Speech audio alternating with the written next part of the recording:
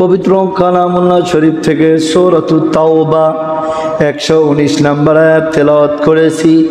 সহিহুল বুখারী রাহু মুসলিম, বুখারী এবং মুসলিমের একটি হাদিস তেলাওয়াত করেছি। আমার ভাইরা, আল্লাহ রাব্বুল আলামিন উত্তর আয়াতের মধ্যে तमाम পৃথিবীর মানুষগুলোকে স্পষ্ট ভাষায় ডাক দিয়ে বললেন, নবীজি আমি আল্লাহ রাব্বুল আলামিন এই মানুষগুলোকে বলে দিলাম, এই মানুষগুলো সর্বপ্রথম আমি আল্লাহর উপর ঈমান আনবে। এই মানুষগুলো ঈমান আনার পর বিলিভ, এই মানুষগুলো বিশ্বাস করবে অদৃশ্যের মালিকের প্রতি, অদৃশ্যের প্রতি। আর এই মানুষগুলো ঈমান আনবে রসুল, কিতাব, ভাগ্যের ভালো মন্দ, তাকদীরের প্রতি। আর এই মানুষগুলো প্রচেষ্টা চালাবে, এই মানুষগুলো ভাগ্যের পরিবর্তনের জন্য মেহনত করতেই থাকবে।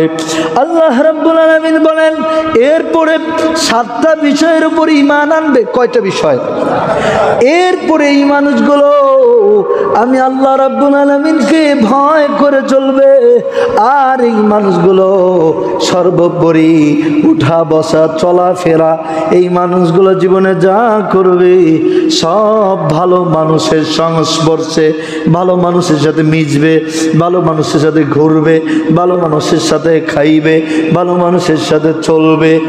সুবহানাল্লাহ। আল্লাহ বলেন আমানুত্তাকুল্লাহ ওয়া কুনু মা'আস সাদিকিন।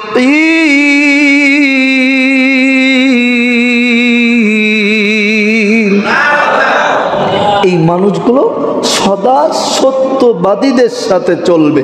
এই হুকুমটা কার? আরো জোরে বলেন কার? এরপর এই মানুষগুলোর দিলের ভিতরে যে প্রেম থাকবে,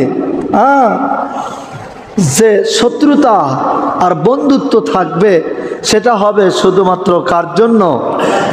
বন্ধুত্ব হবে কার জন্য? জোরে বলেন, জোরে বলেন। বন্ধুত্ব হবে কার জন্য? আরেকটু বলা যায় না? আরেকটু জোরে। কার জন্য?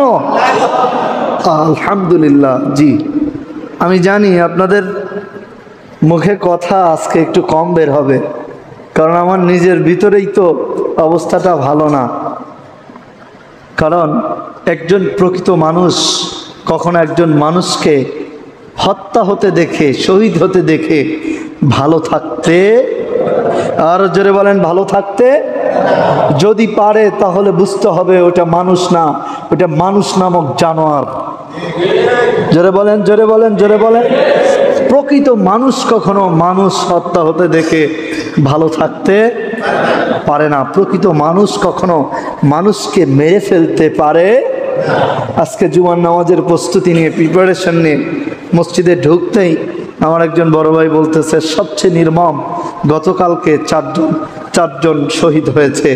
বললাম কিরকম? বলতেছে আমি তো নেটই পাই না, আপনারা নেট পান কিনা জানি না, আমি তো কোনো যোগাযোগ মাধ্যম চালুই পাই না, আমার ফেসবুক, ইনস্টাগ্রাম, টুইটার কিছুই ঢোকে না, টোটালি বন্ধ। তো ভাই বলতেছে যে 4 জনকে এরকম গাড়ির নিচে ফেলায়া গাড়িতে চাপা দিয়া সামনে এসে দাঁড়াইছে তো ড্রাইভার ব্রেক করবে, ন্যাচারাল, কিন্তু উপর দিয়ে তুলে দিচ্ছে। আহা, 48 জন মানুষ গতকাল শাহাদাত বরণ করেছে। আল্লাহ তাআলা এতক্ষণ তাদেরকে নিয়ে ফেরেশতারা হাসাহাসি করছেন, সুবহানাল্লাহ। কিন্তু আফসোস, পরিতাপের বিষয়, আমরা এই দুঃখ কষ্টগুলো মেনে নিতে পারছি না। যারা বলেন ঠিক কিনা? যদি কেউ মেনে নিতে পারে তাহলে বোঝা গেল মানুষত্ববোধ জিনিসটা তার মধ্যে নেই। কারণ গণতান্ত্রিক দেশে আন্দোলন, মিছিল, মিটিং এগুলো হবেই, কারণ গণতান্ত্রিক মানে জনগণের দেশ। তাই বলে আমরা একজন আরেকজনকে মারবো না, আমরা আমাদের ছেলে মেয়েদেরকে বুঝ দিব, আমরা কখনো মানুষের ক্ষতি করব না ইনশাআল্লাহ।